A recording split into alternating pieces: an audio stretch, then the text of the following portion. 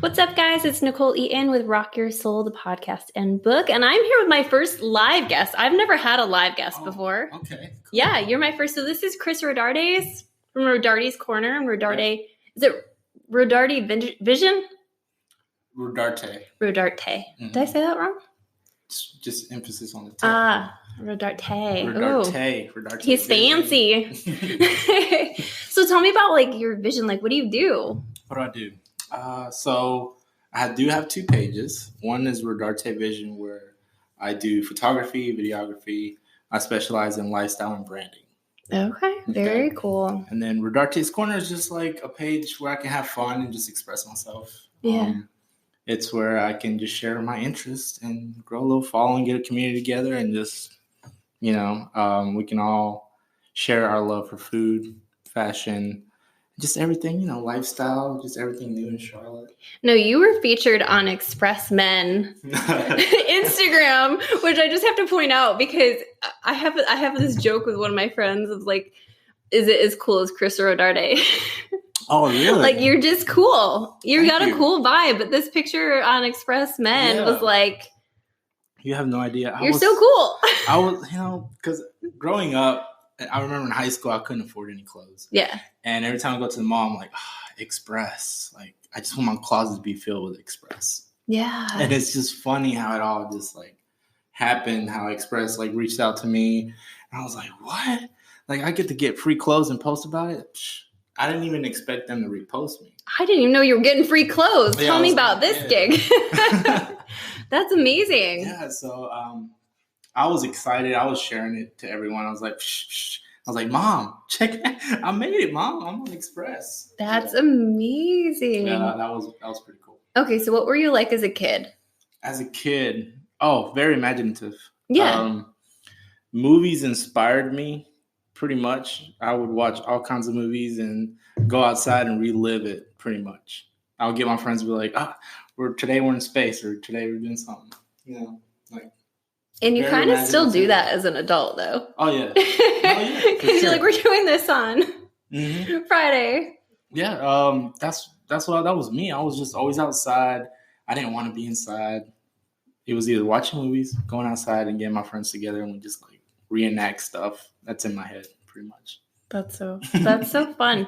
I had a big imagination too. I would always like find anything that I could like put life into. Like I would be tying my shoes and my shoelaces would have 2 different personalities and they would be dance. You know what I mean? I just had this like out there creative energy.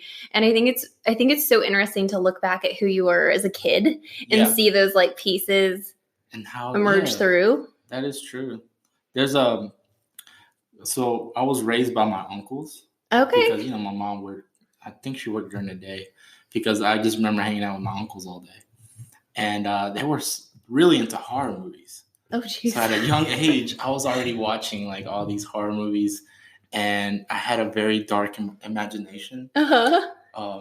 Like my favorite doll was the Chucky doll. And I was in kindergarten. We had nap time in kindergarten. Well, I don't know if they had nap time upstate or whatever. Yeah. Yeah, okay. So they'll let you bring like a little doll. Did you bring a Chucky doll? I brought the Chucky doll to kindergarten. And I scared everyone, the teacher, the students. And then I don't think they called my parents or anything, but I remember I got home and I was trying to hide the Chucky doll. But my mom caught me and she was like, "You brought that there?" I'm like, well, they said I can bring anything to nap time. But yeah, I got in trouble for that. And then I used to draw, I don't know why to this day, but I used to draw the devil a lot. Just like, in my head, I was just like, oh, he's a bad, like, so I would draw like him punishing kids or bullies, like my bullies. And I was like, well, he deserves it, right? Like he's being bad, he's being mean to me. So I would draw the devil punishing the kid. And yeah, like the teachers were freaked out by me. The guidance counselor. Hilarious.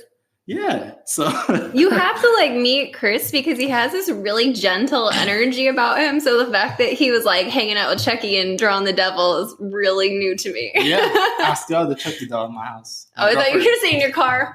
No. I'm 32. I'm still scared of that thing. Yeah. My girlfriend makes me like hide it like way in the corner. But That's just what I grew up. That's my upbringing. I still love horror movies. Really? Yeah, I love it. I know you love Disney movies. Yeah. I mean, I love all kinds of movies. Yeah. All movies, I'm always down to watch. Yeah. Mm-hmm. I don't like horror movies. That's not my jam. No. Nothing. Like, I like to feel really good at the end of a movie. And if I don't, even like the ones that have deep thinking. Really? Yeah. Because I think a lot all day for my job. So I'm like, just make me laugh and we'll call it good. But, okay. Yeah. Yeah. I mean, I don't know. I laugh at horror movies. Like, I like the way I feel after. Like, ooh, I just experienced something cool. I think some people like that adrenaline rush, though. Yeah. You know, just that, like... well, like, some people love roller coasters and all that. Yeah. I don't. Really? Yeah, I don't like roller coasters either. Okay. We could go hang at the amusement park and just drink beer or something. I'm just watching them have fun. I'm like, which is still okay. Yeah. I just wasted, like, what? Carowinds is, like, what, $50 or something? Yeah. $50 just go in and just watch people have fun. So, I think it's really interesting because you were such a creative kid and you're doing this creative work now, but I know for a lot of people that isn't a point A to point B. Like, you don't just start being creative. Like, there's so many people that jump in and kind of have an impact on your hopes and dreams or put you into reality a little bit more. I'm curious about your path from like point A when you were a kid, snuggling your Chucky doll, right, till now. Till now. So, like, where I got kind of start from there? Or? Yeah. Okay. Again, I was raised by my uncles, and all of them were very creative. Two of them were really good at drawing. They used to, like, just from their mind, would draw, like, all the cartoon characters, like Tom and Jerry. And then one of them would draw, like, some devilish shit, too. But it was, like, a Cholo, you know Cholo? Mm-hmm. Chicano, yeah. Chicano art. So I would just watch them just go at it. And they were all about the hip hop culture. So I remember listening to all the like Tupac, Biggie, NWA at a young age and just dressed in Nike all the time. And they were into breakdancing. One of them was a DJ. So I just grew up around that. Yeah. So my uncles really are the ones who kind of got me inspired into that world. And I started drawing. Just as a kid, started drawing, but I couldn't do it from my head. I had to like see something. Yeah. Mm-hmm. So that's how I got started, just drawing, and then I became known for my drawings. Yeah. And then in high school, I was known for like most artistic, just drawing. Yeah. But after that, I really didn't know what to do with my art. I was like, I'm just good at drawing by looking at stuff. That's it. And then I just came across a commercial for the Art Institute. And I was like, well, I guess I'll go to that school. They have a bunch of stuff there. And we went to that open house, or what is it, open house or whatever? Where you just go in and they show you all the classes they offer. Yeah. So I went there. I got you. And for some reason, graphic design popped out at me. Yeah. Just because you can take your drawing and turn it into a logo or something. So I was like, okay, I'll do that. That should be easy. First year was fun because we actually did a lot of drawing, for sure. And we did a lot of type, like drawing the fonts and everything. Mm-hmm. That was really cool. Second and third year, that's when it was just like, yeah, this is not for me. But I continued because I didn't want to drop out and work with my dad or my mom at the plant. Yeah. My mom was like, either you work with your dad at the plant or you go to school. So I was like, okay, I guess I'll just do school, finish it out, and see what I can do with it. Yeah. So I pushed it out. A lot of my friends actually quit. Like after the second year, they just stopped because it's only a 3-year degree for a bachelor's degree. Oh, okay. Oh, wow. So by the second year, a lot of people just dropped out. Yeah. Wow. And I just kept going. I was like, I have nothing else. Mm-hmm. I had nothing else. I didn't know what else to do. So once I graduated, I landed a job, but I got laid off like 3 months later. Really? Yeah. And what's funny was I was the only one who landed a job after graduation. Yeah. I heard a lot of my friends just like, they went back doing their part-time job. Like they just kept doing that. So I was thankful I landed a job, but just 3 months later I was let go. And then I was stuck. Like stuck. I didn't know what to do. Yeah. Because I knew that I didn't want to do graphic design. And I was looking into all kinds of careers, post office, airport. Isn't that funny how you can lose so much of like being in touch with who you really are, just trying to logically figure shit out. I think that's the most frustrating about being somebody who's an entrepreneur, being somebody who's a creative energy, because the world like sits around and tells you that you're never going to make anything by doing just that. Like you won't succeed, you won't get far, like you need to like, you know, pull back your pipe dream. And I feel like when we first connected, Chris and I connected on Instagram, I think, when I moved to Charlotte, and I just thought he was super cool. So, yeah. So, but I think that's like one thing that we kind of have in common is like, do you feel like the world tried to stop you and kind of hinder that from you, you know? Oh, yeah. Yeah. It was a horrible feeling. That was like the most terrible, like, chapter in my life. I was depressed. Every day I wake up and just not know what to do in my life. And I'm like, and I would see everyone else like go to college, land their job, and they're doing their thing. And I'm like, why can't that be me? Like, why can't I find what I love? But so going back, because during college is when I picked up my first camera. Yeah. And I did love it, but I just never, at that time, for some reason, I didn't think that can take me where I'm at today. Yeah. I was just doing it for fun. Right. And honestly, if I'm being honest, I was doing it to pick up girls. Did it work? I was, you know. Yes. I mean. It's cool. It's fine. Well, I wasn't just doing it to pick up girls. It just kind of like started happening. Because I was taking pictures. And then girls would be like, oh, you take photos? I'm like, sure. And then I started taking photos. Now. And then they started getting their friends. And I'm like, what? Because, you know, growing up, I wasn't a good-looking guy. Mm-hmm. I didn't get the attention from women until like my senior year of high school. Oh, okay. So senior year of high school is when I was like, so this is how it feels like. And then in college is when I was like, oh, this is how it is. Yeah. So the universe humbled you. I like the attention because I never had it growing up. Okay. Yeah. I was always friend zoned. Okay. So in college, I was like, okay, this is how it feels to be a popular kid. Yeah. Yeah. That's how it was in college. And so I was loving the attention. So that's why I didn't really like see the camera as an opportunity to take me somewhere else. Well, it was working for you, I guess. It was working, but I kind of stopped taking photos because I was wanting to focus on graphic design.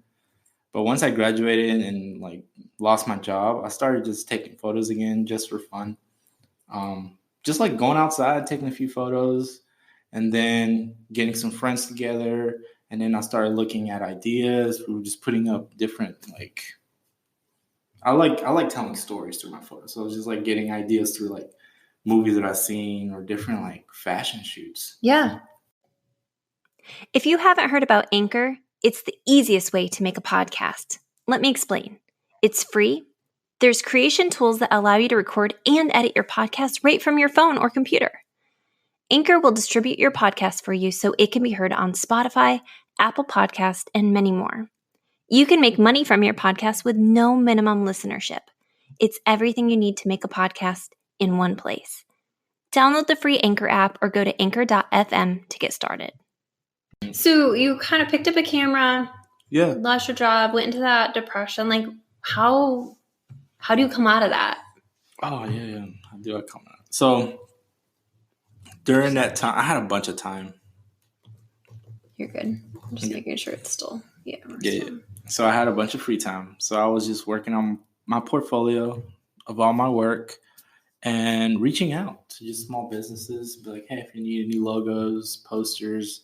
And I would just share my stuff on Facebook, like all my work. Yeah. To this day, I still share my stuff. And that's how I got jobs here and there. And I was just networking, meeting people. And I put my resume, everything online. And one of my good friends hooked me up with the job that I have now, my full-time HR job I have. So at that time, they were looking for a graphic designer and someone to keep up with their website. Mm-hmm. And he recommended me. I went. I didn't know anything about HR. I didn't know anything about yarn manufacturing. But for some reason, they hired me. So I was like, okay. And that job, they took me to, so I was doing graphic design for them, but I guess I was like I was their marketing team at the time. Just you. It was just me. In 2014, like they were so old school. They still had typewriters for I would have to write check or typewrite the checks. Wow. I didn't know how to use a typewriter, so one of the ladies, so all my coworkers are like 50 and older. So I'm the baby of the house. And so they taught me how to use the typewriter. And then they was like, Chris, would you be down to do forklift training and new hire orientations? I was like, okay. So I just started learning. So the company, I've learned a lot of things because I wasn't good in speaking in front of people. Yeah. And, doing new hire orientations, I had to speak to the new employees, tell them about the company. So that helped me get out of my comfort zone for sure.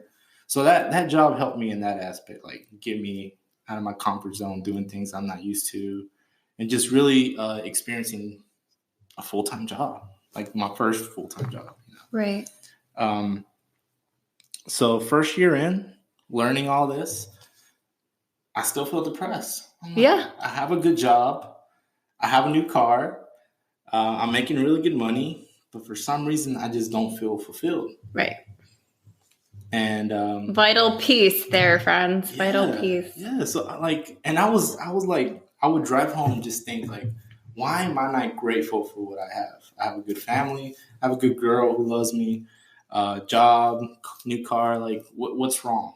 I would question that every single day. What is wrong with me? Why can't I be grateful? I think this is so important because as somebody who pushes gratitude, I think gratitude is so, so important, but it's also so important to listen to the signals of how your soul's telling you something's wrong. Mm-hmm. And that's the way your soul is telling. If you are looking around and it's this is what I thought I wanted, but it's not feeling how I wanted it to feel. When I got my master's, I got my internship job. My internship created a space for me that was higher paying than everybody else who had been there. Nobody knew that, but people had been trying to get into that position for years, and they created a space for me.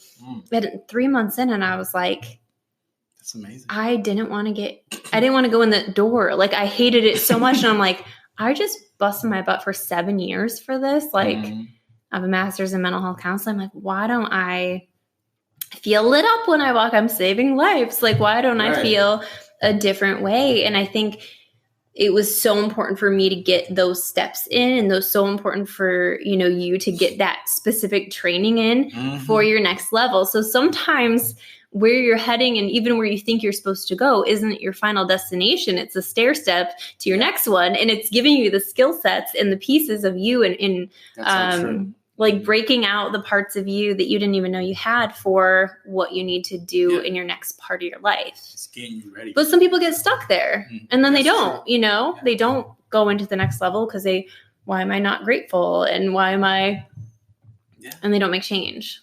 That's true. I have a lot of people in that they're still stuck there. Yeah. They just don't do anything about it. They love being comfortable. Yeah. Well, you gotta meet people that love being comfortable. Right. I'm just not that. I don't like being comfortable. Well, that's why we get along. Yeah.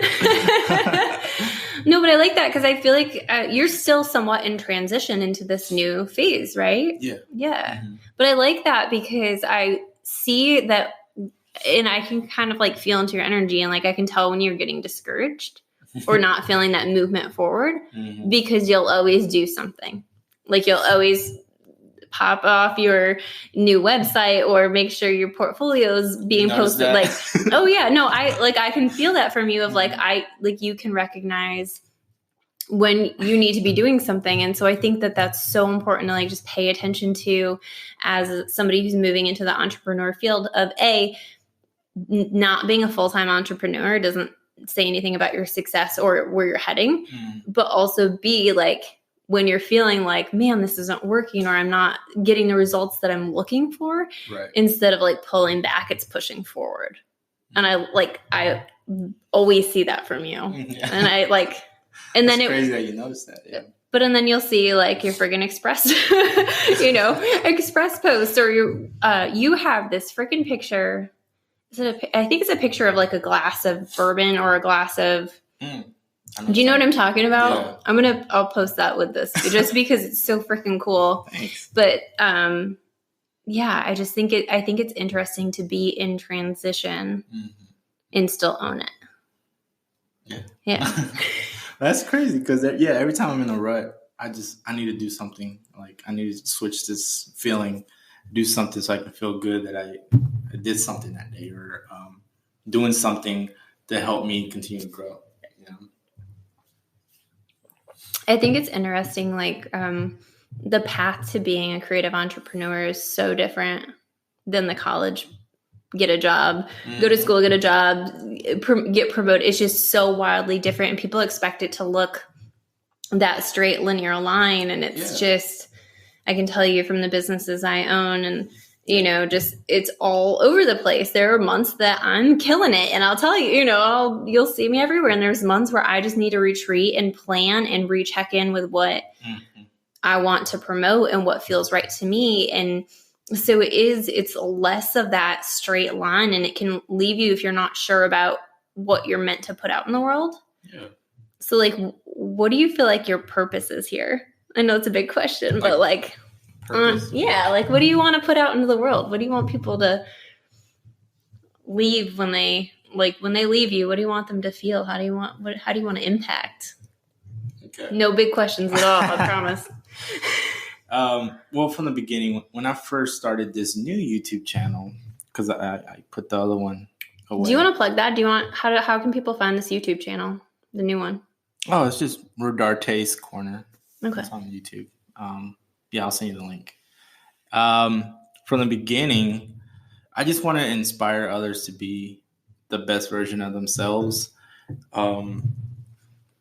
Inspiring you to be a better you. So I just, by doing what I love and showing people, like, you know, going to my favorite food spots and just like exposing these restaurants that normally don't get exposure. Yeah. And helping them out. So helping the locals and just exposing Charlotte, the beauty of that was my main reason I started the YouTube channel, was to expose Charlotte. Because I started like going to all these hidden gems before all these pages popped out on Instagram. Yeah. There was really no You're page. The OG. Well, I'm not going to say I'm the OG because there's some other pages that I got inspired by. And I was like, ooh, if only they had that photography like look to it, or a spin to it, or videos. Like there was no video at the time. So I was like, So that's why I started my YouTube channel too. So I just wanted to help all the local spots. So really what I wanted people to take away is just do what you love, and eventually don't follow the money, because then you're going to feel empty inside. So do what you really like, what you love, what you're passionate about, and the money will come eventually. And just live your life to the fullest, really. Just enjoy your life. Have you read Think and Grow Rich? I haven't finished it yet. But, Okay. So there's a part in the book, I'm going back through it, so it's like front of my mind, and he talks about this guy was digging in the mines, and he was looking for gold. And he found a little bit, and then he decided to go back home and get better equipment so he spent all his money on this equipment so he could get digging deeper. Okay. Came back, was digging, and he didn't find shit. Like he spent all his money on it and was digging for a long period of time, and he quit. So he sold his equipment to this like guy who ran a junkyard, and the guy took the equipment, went back to the same spot, and ended up striking so freaking rich in the same spot, because what he found, he was 2 feet away from the most highest amount of gold found in Colorado at the time. Yeah. So is this a true story? Yeah. Oh gosh. Yeah. So he tells this story because he ended up becoming wealthy as well, but he's like, if I would have just kept digging, despite how frustrated, despite how long I went without feeling like I was reaching my goal, if I would have just kept digging and just kept like keeping my mind on what it is I want to put out into the world, I would have gotten there. I would have had that reward, quicker than I, do now. So I think it's so important that, especially as a creative entrepreneur, that if you keep your vision of like what you want your life to look like, and you hold your vision of what you want to like contribute, Mm-hmm.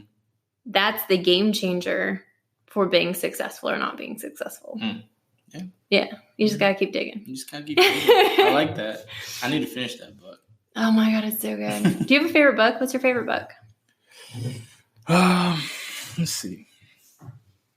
You know, all these books, I listen to them. I don't really read them. Mm-hmm.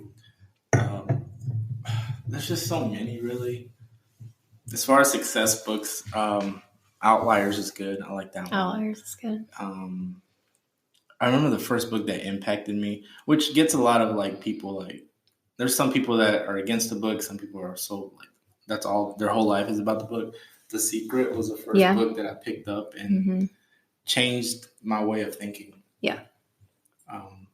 So there's some people that don't. They're just like, no, you got to do this in order to get where you want to be, instead of just like thinking, oh, I'll have it, Which I understand. I see their point, but that book just helped me like reshape my thoughts. So with the YouTube, like starting over with the YouTube, how do you get from starting over in kind of setting that intention to start over to where you are currently with, working with these businesses and being an influencer and having all of these connections and Express men. I'm still hooked on that. I think that's so cool. That's nice. Thanks. So starting out with my YouTube channel, I was creating a lot. I was creating content like once a week on my YouTube channel, and I didn't see any results. Like I wasn't getting the views. Obviously, I knew from the beginning I wouldn't get the views that I wanted. And then I started sharing my stuff on Instagram. And again, I wasn't getting the follows. I wasn't getting the likes. And I didn't know what I was doing wrong. And this was before I started watching anything Gary Vee. So I just started reaching out to people and then just sharing all my stuff on all my social medias, getting as most likes as I can. But once I started watching Gary Vee, it kind of steered me into the right direction because I was bullshitting a lot and I was doubting myself. And I just continued to reach out to people. And I found like the best way to reach out to people is to collab with them some way. They need to get something out of it too. So I started a series called Local Influencers. Mm-hmm. I was following all these influencers in Charlotte, and I personally wanted to meet them and get to know them and how they got started so I can learn from them. So I wanted to create a video of a day in their life that they can share it on their platform. And I noticed that none of them have any video content. So this was like back in 2017, 2016. So looking for a space to fill. I was doing video. There was no YouTubers in Charlotte. I was looking constantly for YouTubers in Charlotte. I couldn't find anything. So I was like, okay, let me start this series. I was reaching out like crazy. I only had 2 people who responded, but those 2 people changed my life. Those 2 people have networked or have like reached out to people that have brought me so many opportunities in my life. So I'm going to give her a shout out. Tessa Machin. Tessa Machin was the first one that I put on YouTube, and she just welcomed me with open arms. Yeah. Loved the idea that I was doing. And she had met up with me with coffee. I told her my idea. She was totally down. We went to her place. We filmed like a day in her life. And then I interviewed her, put it all together, and it blew up. Or blew up for me. Yeah. And then she shared it, and it blew up on her page. And I was like, oh, wow, it's getting views. And then all her friends DM'd me. My DMs were actually flooded. And I was like, yeah. Doing it. I'm doing it, bro. Chucky would be proud. Just stop. I can't. So I was getting excited because all these people are reaching out to me now. So I was lining them up. I was like, all right, I'll interview with you this day. So I was getting all these people together. And those people were just like taking me to their parties and taking me to these networking events. And I was meeting so many people just through this series. Yeah. So I was like, it's a hit. It's going good. And then I was steering sideways again, like trying to do it all, Yep. Traveling, food, movie reviews. Like I was trying to do it all. And then I had to step back and see that I need to just find my niche and just go for it. Yeah, I think when you're doing any kind of creative work, finding what you are really good at, what you're really like zoomed in on, and just having a focus. And I think that's true across anything. I think it's not just creative entrepreneurship. It's just having a focus gives you direction so that you're not getting lost or not getting sidetracked or not. And you know what you're looking for. And you know what, when people come to your page, they know what to find. Right. Yeah, pretty much. I keep the people hungry. Yeah. I love it. Keep people hungry, fresh, and posted. Yes. Oh, taglines. I like it. I like it. What got me into, well, I've always been all about food. You know, I love looking for new places to eat. Everywhere I travel to, I'm always looking at like, where should I go eat? You know? Yeah.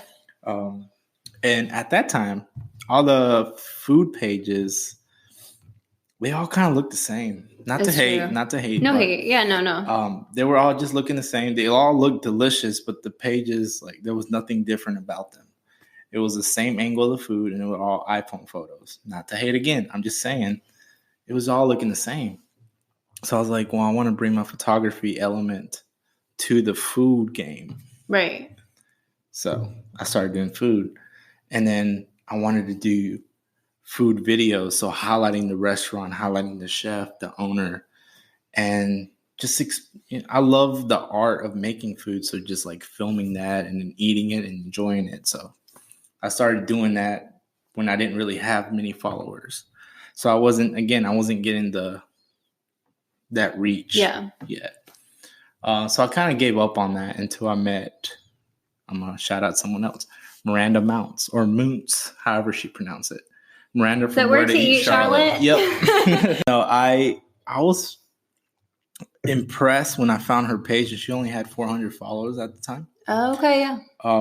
But already I was just like, she's doing something different than all these other pages. And again, not to hate, I don't want to bring negative energy, but she just stood out and I liked it. And I knew she had something special. Reached out, totally cool. And we connected instantly. We met at Benny's Pizza in Noda. Have you been there yet? Oh, so good. The biggest slice of pizza. Yeah. We connected there. We went to 3 places there, Haberdish and Trade and Lore. Oh. But no, Miranda and I instantly connected. And I remember she was the one that kind of like Gary V'd me. Yeah, I just did that. Yeah, she Gary V'd me. He's a She looked at my page and told me straight up like what I was doing wrong. And I looked, I was like, no one's ever told me that before. Like, you told me straight up what I need to do. So I'm very grateful for that. And she's an amazing person. If you don't follow her, please do. And so because of her, I just went hard on the food game. Yeah. Honestly. And her and I, we in the beginning, we used to just meet up and shoot all the time. There was like almost every week we would go to different restaurants. So then I started again, like going through my lifestyle content because I didn't want to just be known for food. And I was like, let me do some lifestyle around Charlotte, like what to do in Charlotte, where to go in Charlotte. And then I added some fashion into it. And like my friend who has a big fashion following, he's all about street fashion, sent me an email to sign up to be an Express like ambassador. Mm-hmm. I didn't think I was going to get in, but signed up and everything, got accepted. And the first time they give you a gift card. So the first shoot I did for Express is the one that got reposted. I was like, what? Killing it. The first shoot. I'm like, wow. After that, I was like, I got to keep doing some fashion stuff to mix in. Yeah. So I wanted to like show what I'm wearing at the restaurant, like outfit of the day, going to the restaurant, show the food, show my clothes. But I think one of the important pieces about owning a business, about being an entrepreneur, about creating anything is that you can really kind of like, it's important to have a focus, but if you put your personality on it, then people just love your personality. Oh, yes. And people like feel you and feel your energy and feel your vibe and want more of that no matter what you're doing. And I think in some weird way, that's how I've been successful, is Mhm. like I could put out anything and like as long as they're my people, Yeah. like they'll vibe with it and it'll make sense for them. And I think what I've loved about watching you and your business grow is like seeing your personality shine through more and more with each post. So it's like, it doesn't matter if you were a Stroke, which looks like the coolest place, by the way. It's like a mini golf bar or something, like a putting area. Mm-hmm. But just, you're able to see kind of that, like that swag, that confidence, that funny, you know, that funny personality, like all pieced out through it. So as long as you're like, I think like one of the biggest pieces of being successful in business is totally being yourself and getting comfortable in yourself. Mm-hmm. So I'm kind of wondering if part of what, you know, Gary Vee has to say and what Miranda has to say is really about like owning who you are. Yeah. And being so cool that you can project it into what you're doing. Mm-hmm. Yeah. Very important. Yeah. Because also in the beginning, I was just kind of imitating other people and stealing a bunch of quotes from Pinterest and Google. So very important that you put your thoughts on there and express who you are, and you'll find the right following. The following will find you, and you'll attract those people. And I think it's really easy to get lost in that imitating of anybody you admire, you know, mm-hmm. and as you're building. But I think it's really interesting because if you go back to when you're little and when you're creating your imagination and you're having those like dark devil drawings or whatever we're doing here. But you know what I mean? Like, but those were your own. And I think it's really cool because I feel like the work you do now has tapped back into that 5-year-old creative energy because mm-hmm. the stuff you put out is so very you. And I think that especially with photography, that is like the most notable feature when you can see someone's work and know exactly whose it is. I think that's how you become mm-hmm. the influencer. That's how you become the successful entrepreneur, is if you can look at a piece of work and be like, no, that's got dark edges. That's Chris Rodarte's, you know. That's crazy.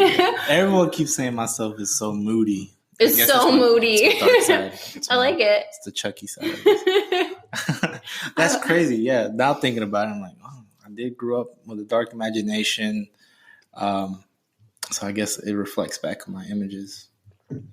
I like it though, but that's your signature. Is like you have that moody. You have that edge, and you have that place where you connect with people. So I'm curious, like, what would you say to somebody who is like in your position you were in like 5 years ago, in that depression, in that space where they're like ready to give up on creativity and dive into that reality logical space? What would you tell them? Whatever you're interested in, just go for it. Like, go all in for it. If you don't know exactly what you want to do, like I did, try it all. And while you're trying that, you will find what you really like. And then that's when you just go all in, dive in, and connect. My biggest thing is connect. Connect with so many people. Those people will connect you with other people, and then you'll find those opportunities that you're looking for. So yeah, dive in. I think connection is one of the most like underrated pieces of becoming, of like, even if you're not starting a business, I think like connecting with new people, bringing in new perceptions, bringing in people. Be open-minded, and when you talk to people, just kind of take all that in, you know, because everyone has different ideas, different backgrounds, upbringings. Just listen to their stories. Like your family's from Mexico, yeah? Oh, yeah. All of them from Mexico, Durango, Mexico. They came here like late 80s. Yeah. Like almost all of them, 80%. Yeah. Yeah. So I love that, you know, bringing your heritage, bringing who you are, bringing your generational heritage into what you do. Mm-hmm. And also overcoming generational like blocks. Do you know what I mean? Of like perceptions and limited perceptions of what's possible for you based on your parents or your grandparents or your culture, or, you know, like I know for me, I've overcome a lot in regards to what my parents thought were possible and what my parents thought were the right path. True. And, you know, so I think it's so important to reclaim who you want to be and recreate where you're going outside of that. That's true, because like the Hispanic culture or Mexican culture, it's all about like just working Working, it doesn't even have to be like things you love. You just have to work for your family. So get a career, get married, get kids. That's your life as for a Mexican family. And I didn't want that. I was like, nah, I want to do me. And growing up with all these artists, like my uncles and even my aunts, they're great in the kitchen. Oh, they can throw down. And I remember people in the neighborhood used to come over, like just to get some food. Really? That's amazing. My aunt, they can throw down in the kitchen. But just like growing up with them, seeing them, they never took their talent to where it could. You know, I saw the potential in them, but they didn't see it in themselves. Yeah. So they got comfortable. And I see it in their eyes today, just how much they regret it. Yeah. You know? And that's why they are my biggest like inspiration as far as like, don't stop. You know? Do not stop, because I don't want to get to their age and look like that. Not to hate on my family. I love my family. No. But I I see that, especially in like my uncles and one of my aunts that I love dearly. I can just see the resentment, you know. I think that there's, the element of giving yourself permission to connect with your purpose and in connecting with the right people who are going to fuel you and cheer you on. Even when you're failing, that aren't going to say you should quit now, that are going to say, no, you know what you're here for. You know, you got to keep going right now. I'm not going to let you back down from this because this is what you were put here for. Like, you need cheerleaders on your team, especially in this kind of profession. So I think I love that, you and I have kind of found areas that we're like, I'm at least working towards my purpose. I have a good sense of that. Because there's a lot of people who don't. So I think you're 100% right. You just got to go for it and keep digging, keep pushing, keep digging. Just like that book, keep digging. I'm going to have that stuck in my head now. I'm going to glue it there. I'm so grateful that you came all the way here today. And after work, after a long week of work, Chris is here hanging out with me. So I appreciate you. And I'm so grateful for you. And where can people find you? Oh, yeah. So Instagram, rodartes.corner, Twitter, rodartes_corner, and then YouTube, just Rodartes Corner. You can find me on there. If you go to a corner, you will find him and Chucky and Rodarte. No Chucky. No Chucky. But I'm so thankful. Make sure to check me out, www.nicoleeaton.com. I've got a ton of new mini courses out right now that you can catch now that will change your life. So thanks, Chris. Thank you for having me. We'll catch you soon. Bye.